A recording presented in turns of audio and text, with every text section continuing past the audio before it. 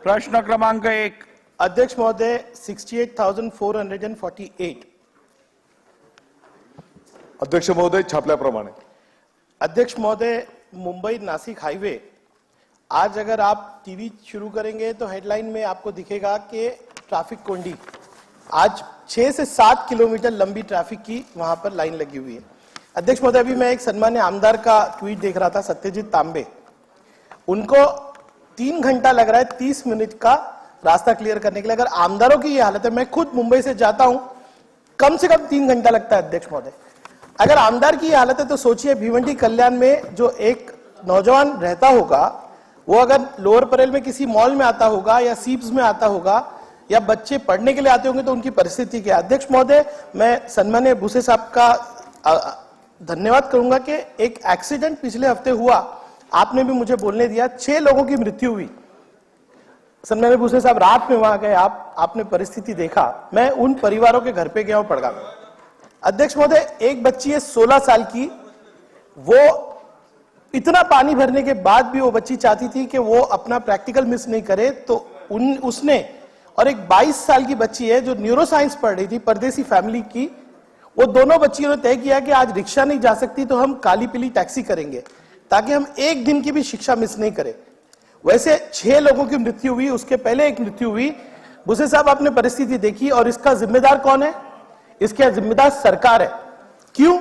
क्योंकि अध्यक्ष महोदय वहां पर मेंटेनेंस नाम की कोई चीज नहीं। 2019 में ब्रिज का उद्घाटन होता है अध्यक्ष महोदय, आज तक काम नहीं चालू हुआ। अध्यक्ष महोदय, वहां पे सम्माननीय मुख्यमंत्री जी का इलाका है, एक गवर्नमेंट ऑफ इंडिया के मिनिस्टर कपिल पाटिल जी वहीं रहते हैं, पीडब्ल्यूडी मिनिस्टर उसी जिले से है, हम 3 आमदार हैं। लोग हमसे पूछ रहे हैं कि आप कर क्या रहे हो। अध्यक्ष महोदय, आप देखिए कि इतनी बुरी परिस्थिति है, समृद्धि हाईवे को आपने कनेक्ट किया, वहां आगे बॉटल नहीं खोलने वाला है। वसई विरार का कॉरिडोर है, वहीं है, फ्रेट कॉरिडोर वहीं है। अध्यक्ष महोदय, मेरा सबसे पहला सवाल है कि आप 8 लेन का काम कब से कर रहे हो? 2014 से। ये आपने प्रश्न में उत्तर में लिखा है कि हम 8 लेन का काम कर रहे हैं, उसको एक्सपैंड कर रहे हैं। अध्यक्ष महोदय, अगर वो काम आप देखोगे इतना अनप्रोफेशनल है। 16 पैकेट वहां पे किए गए अलग अलग छोटे छोटे। अध्यक्ष महोदय, ये काम कब खत्म होगा? आज मुझे ये प्रश्न के बाद वापस तहसीलदार ऑफिस जाना है। क्यों? भूसे साहब, आप जाने के बाद प्रशासन हिला, लेकिन वहां पे इतने इंसेंसिटिव हो गए क्योंकि हर हफ्ते मौत हो रही है। अभी तक कॉम्पनसेशन का प्रस्ताव नहीं बना। मैं यहीं से ये प्रश्न के बाद तहसीलदार ऑफिस जाने वाला। अध्यक्ष महोदय, मेरा पहला सवाल है कि 8 लेन का काम कब खत्म होगा? दूसरा सवाल है, मैंने जो ये बुनियादी सवाल किया है कि पड़गा से लेके तो थाने तक अभी एक्सप्रेस वे की जरूरत है, और उत्तर क्या दिया गया कि हमने नेशनल हाईवे को कह दिया है। अध्यक्ष महोदय, जिस पद्धति से समृद्धि बना, जायका अध्यक्ष महोदय इस एक्सप्रेसवे को फंड करने के लिए तैयार है। खुद जापानीज काउंसिल जनरल अध्यक्ष महोदय मेरे ऑफिस आए थे, उनका कहना था कि तुम भिवंडी के आमदार हो, सरकार को पुश करो। आज कम से कम अध्यक्ष महोदय 40 फॉरेन डायरेक्ट इन्वेस्टमेंट उस क्षेत्र में आए हुए हैं। जापानीज काउंसिल जनरल एक आमदार के पास आके कहते हैं कि you push with your government, because ये 40 इन्वेस्टमेंट्स आज खतरे में, क्योंकि एक रोड नहीं बना। अध्यक्ष महोदय, सम्मान्य नितिन गडकरी जी का मैं हमेशा स्टेटमेंट सुनता हूं कि अमेरिका की तरक्की क्यों हुई, क्यों इसलिए नहीं कि उनके रोड अच्छे थे, उनके रोड अच्छे थे इसलिए अमेरिका आगे बढ़ा। इसका मतलब हम जो आगे नहीं बढ़े हमारे रोड की वजह से। दूसरा मेरा एक प्रश्न है अध्यक्ष महोदय कि पड़गा टोल नाका, वहां पे एक टोल नाका अध्यक्ष महोदय, उसका कोई मतलब नहीं, कोई मेंटेनेंस नहीं, सिर्फ वहां से हफ्ता चलता है और उस टोल नाके को बंद नहीं किया जा रहा है। हम लोग वहां पे, आप भुजबल साहब, सम्मानित भुजबल साहब अग्री करेंगे सर, कितने घंटे आपकी गाड़ी पे वीडियो निकालूंगा अभी आपकी, जब भी आपकी गाड़ी वहां रुकेगी मैं खुद खड़े रह के वीडियो लेके सम्मानित अध्यक्ष महोदय को दिखाऊंगा। सर मैं जाऊंगा उनके पीछे जाऊंगा, क्योंकि अभी अभी मंत्री है वो, जब वो मंत्री नहीं थे तो यहां खड़े रह के इसी हाईवे के बारे में बोलते थे। अजीत दादा का पत्र है, मैं लेके आऊंगा अभी। सर नहीं भुजबल साहब, बहुत तकलीफ है, आपके साथ मैं चलूंगा, आपकी गाड़ी के पीछे मेरी गाड़ी अब रहेगी और मैं बताऊंगा। चला प्रश्न क्या? अध्यक्ष महोदय, मेरा ये सवाल है कि पड़गा का टोल नाका कब बंद होगा, और अगर ये टोल नाका बंद नहीं होगा ना तो समाजवादी पार्टी वहां धरना करेगी, आंदोलन करेगी, क्योंकि सिर्फ लोगों को लूटा जा रहा है वहां पे। अध्यक्ष महोदय, कोई काम नहीं हो रहा। अध्यक्ष महोदय, मेरे 3 पॉइंटेड क्वेश्चन है और मैं चाहूंगा अध्यक्ष महोदय कि आज सदन को जो है पूरी तरह से आश्वासित किया जाए और सन्मान्य मंत्री महोदय जी, आपसे उम्मीद है, क्योंकि सीरियसली आप सेंसिटिव आदमी है, किसी ने आपसे कहा नहीं, लेकिन आप उस रात में गए और परिस्थिति आपने देखी। प्लीज भिवंडी, कल्याण, पड़गा के लोगों पे जो है तरस खाइए। धन्यवाद अध्यक्ष। मंत्री महोदय। अध्यक्ष महोदय, सन्माननीय सदस्य रईस शेख साहेबांनी जे काही मुद्दे उपस्थित केले ते 2 रस्त्यांच्या संदर्भातले आहेत। पहिला रस्ता आहे वडपे ते ठाणे, की जो आताच्या घडीला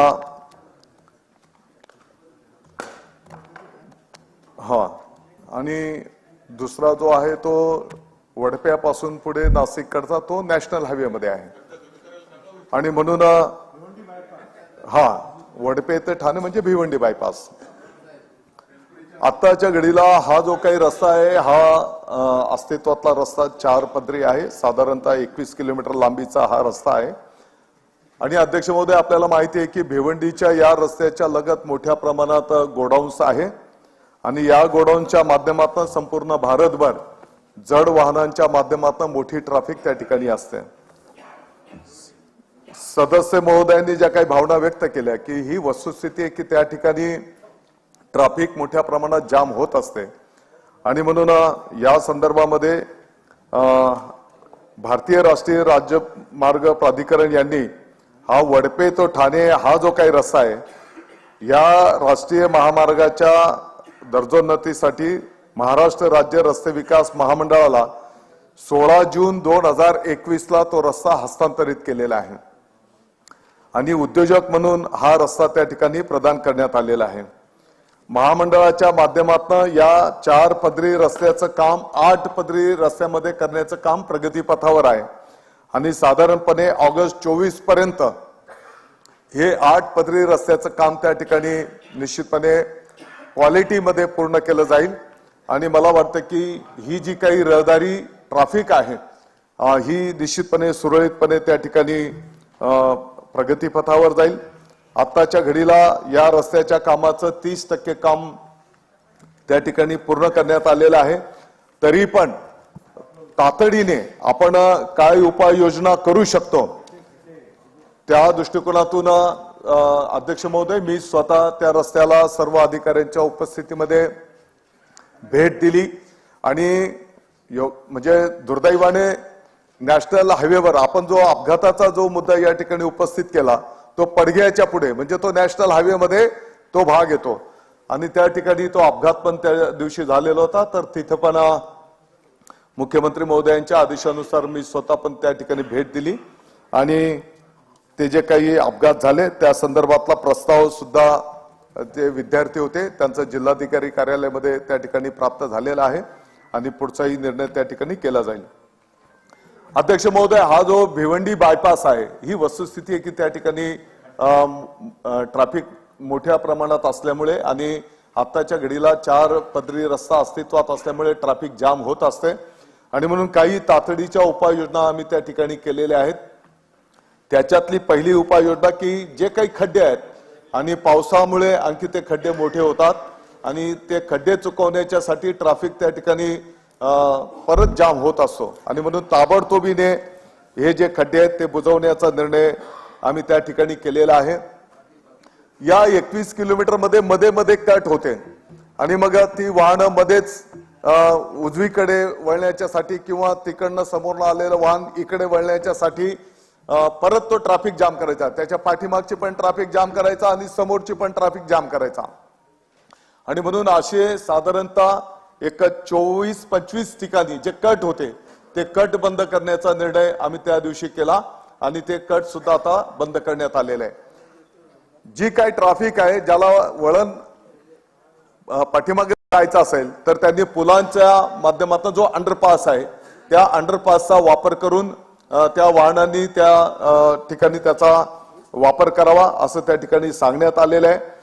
या वाहतूक नियंत्रण करण्यासाठी पोलिसांच्या मदतीला 100 ट्रॅफिक वॉर्डन पुरवण्याचाही निर्णय आम्ही त्या ठिकाणी घेतलेला आहे की जेणेकरून एखादं वाहन जर काही नादुरुस्त झालं, काही पंक्चर झालंय तर ताबडतोब त्याला क्रेनची सुविधा उपलब्ध करून देणं, ते वाहन बाजूला करणं आणि ट्रॅफिक सुरळीत कशी राहील त्या दृष्टिकोनातून हे 100 ट्रॅफिक वॉर्डन त्या ठिकाणी सहकार्य करू शकतील.